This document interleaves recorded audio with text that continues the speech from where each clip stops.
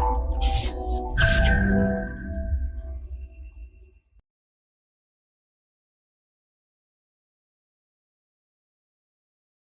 Everyone, this is Prem Sodani coming up with the next round of our बस 5 minute series. और इस 5 minute में हम सीखने जा रहे हैं about a recent study that is conducted by the National Oceanic Services of USA. According to this recent research, oxygen bank की तरह काम कर रहे हैं हमारे ओशियंस। ठीक है, तो क्या है इस रिसर्च में वो हम बात कर लेते हैं। सबसे पहले मैं आपको बता दूं कि according to this study 50 to 80% of planets oxygen demand जो भी है वो हमारे ओशियंस जो है वो प्रोड्यूस करते हैं। यानी कि बहुत ज्यादा ऑक्सीजन जो है आप देख सकते हैं प्रोड्यूस कर रहे हैं हमारे oceans, and because of that thing इनको कहा जा रहा है ऑक्सीजन बैंक ऑफ प्लैनेट। ठीक है, तो एक तो ये है इसकी स्टडी। दूसरा, आप इसमें देखें तो ये मेजोरिटी ऑफ जो ऑक्सीजन प्रोड्यूस की जा रही है that is being produce by these planktons, drifting plants, algae and some other bacteria जो कि फोटोसिंथेसिस कर सकते हैं। राइट, सो फोटोसिंथेसिस के एक्शन से बहुत सारी ऑक्सीजन डेवलप की जा रही है या प्रोड्यूस की जा रही है बाय दीज ओशियंस, जो कि इस रिसर्च ने हमें बताया है। अब सबसे बड़ा क्वेश्चन यहां पे आएगा कि ये कैलकुलेट कैसे करते हैं, तो यहां पे हम ये भी बात करेंगे। इसके बाद हम ये भी देखेंगे कि जो ऑक्सीजन प्रोडक्शन है ये तो हमने देख लिया इतना कर रहा है, लेकिन कंजम्पशन पैटर्न क्या है इन द ओशियंस वो हम देखेंगे। साथ में हम ये भी बात करेंगे कि एल्गल ब्लूम जो है वो किस तरह से ऑक्सीजन की सप्लाई को खराब कर सकता है इन ओशियंस, वो भी हम इस वीडियो में बात करेंगे। तो सबसे पहले देखते हैं एक छोटा सा ऑर्गेनिज्म है दैट इज प्रोक्लोरोकोकस। तो प्रोक्लोरोकोकस जो है स्मॉलेस्ट ऑर्गेनिज्म है that can actually do photosynthesis activity. Means ये जो है सबसे स्मॉलेस्ट ऑर्गेनिज्म है जो फोटोसिंथेसिस कर सकता है, लेकिन अगर आप इसके द्वारा जो ऑक्सीजन देखेंगे कितनी बनती है that is 20% of our oxygen demand of our planet.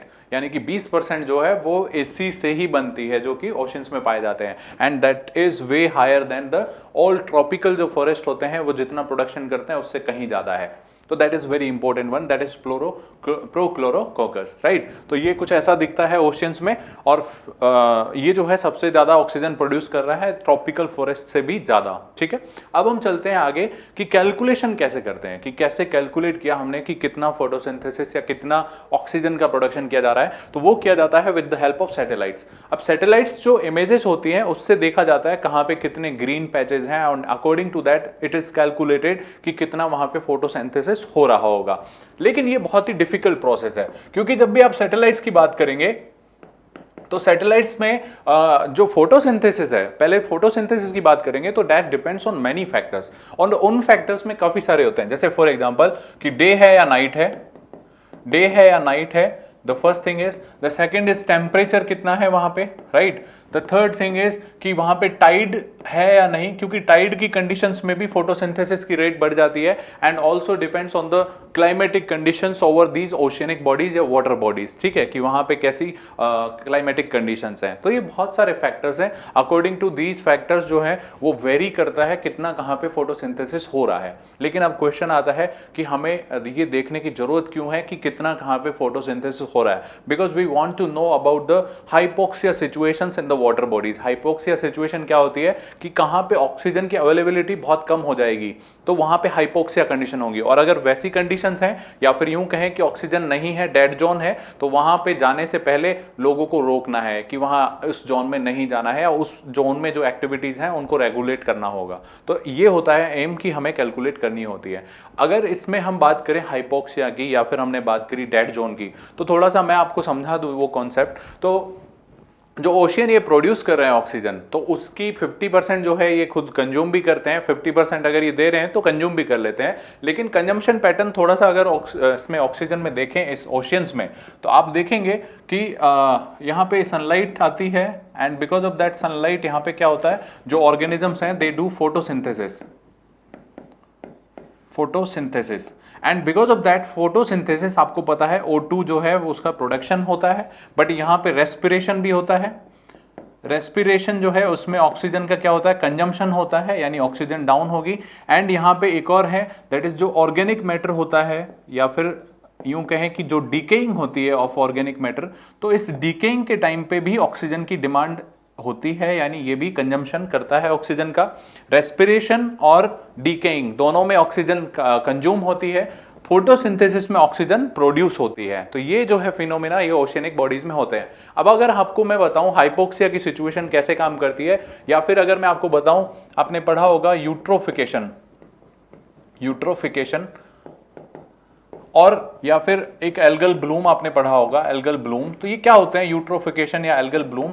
तो बिकॉज ऑफ नाइट्रोजनस या फिर फॉस्फेरिक जो फर्टिलाइजर्स होते हैं, अगर ये वाटर बॉडीज में आ जाते हैं फर्टिलाइजर्स, तो बिकॉज ऑफ दीज फर्टिलाइजर्स ये एल्गीज जो होते हैं इनकी ग्रोथ बहुत फास्ट हो जाती है। And because of that faster growth, बहुत ज्यादा ग्रोथ तेज हो जाने के कारण ये जो वाटर बॉडी है इसके ऊपर कुछ इस तरह से आपके एल्गी जो है वो यहाँ पे अक्यूमुलेट हो जाता है। And because of that accumulation, thick layer of algae, तो यहाँ पे सनलाइट जो है वो पेनिट्रेट नहीं कर पाती।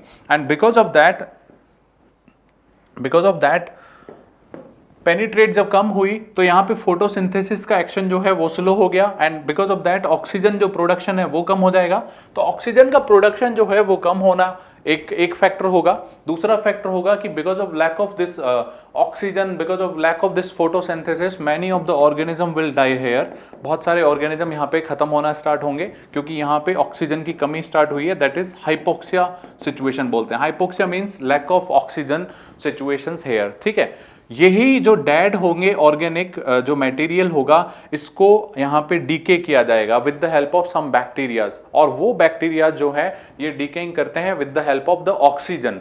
तो वो ऑक्सीजन कहलाती है biological demand of the oxygen, because वो जो ऑर्गेनिक कंपोनेंट है उसको डिकम्पोज करने में ऑक्सीजन को कंज्यूम किया जा रहा है बैक्टीरिया के थ्रू। तो that is known as biological demand of oxygen, BOD, ठीक है। तो बीओडी ध्यान रखना। और उस बीओडी में बहुत तेजी से ऑक्सीजन जो है कंज्यूम की जाती है विद दीज बैक्टीरियाज। तो अब दो चीजें आपको समझनी है। पहला, फोटोसिंथेसिस के कारण आपकी ऑक्सीजन कम प्रोड्यूस हो रही है, और उस कम प्रोडक्शन में यहाँ पे डीकेइंग के लिए बहुत ज्यादा ऑक्सीजन कंज्यूम की जा रही है। मतलब ऑक्सीजन जो है वो तेजी से क्या हो जाएगी, कम होने लग जाएगी। एंड फाइनली ये जो जोन होगा जहां पे ये सारी एक्टिविटी चल रही है वो डेड जोन बन जाएगा, यानी वहां पे ऑक्सीजन जो है पूरी तरह से खत्म होना स्टार्ट हो जाएगी। तो ये होता है कॉन्सेप्ट ऑफ डेड जोन। ये कॉन्सेप्ट था एल्गल ब्लूम एंड आपका यूट्रोफिकेशन का। आई होप आपको ये समझ में आया होगा। तो ये होता है कंजम्पशन पैटर्न, और इस डेड जोन और हाइपोक्सिया जो सिचुएशंस होती हैं उसको ट्रैक करने के लिए, वहाँ की जो एक्टिविटीज़ हैं उनको रेगुलेट करने के लिए continuously with the help of satellites ये मेजर किया जाता है कि कहाँ पे फोटोसिंथेसिस की रेट कितनी चल रही है। और उसी के अंदर ये स्टडी आई है, that is 50 to 80% of oxygen of our planet is being generated और being produced by this oceans, right. तो ये थी सारी स्टडी। आई होप ये आपको पूरा समझ में आया होगा। अगर मैं आपको कुछ पिक्चर्स में दिखाऊं एल्गल ब्लूम कैसा होता है, तो आप देख सकते हैं this is the thick green layer of this algal Bloom, आप देख सकते हैं। And this is the process जो मैंने आपको बताया कि किस तरह से एल्गल ब्लूम जो है सनलाइट पेनिट्रेशन को रोक देता है, ठीक है। तो this is all about this video. I hope आपको ये पूरा समझ में आया होगा। अगर ऐसा है तो आप इसे शेयर एंड लाइक करें, एंड कमेंट सेक्शन में जरूर बताइएगा अगर कोई डाउट हो तो। Thank you very much for watching this video. Current Affairs by Forum IAS is an all-in-one program that covers the dynamic aspect of the syllabus from both prelims and mains perspective. Last year, we have helped more than 100 students crack IAS with our current affairs classes.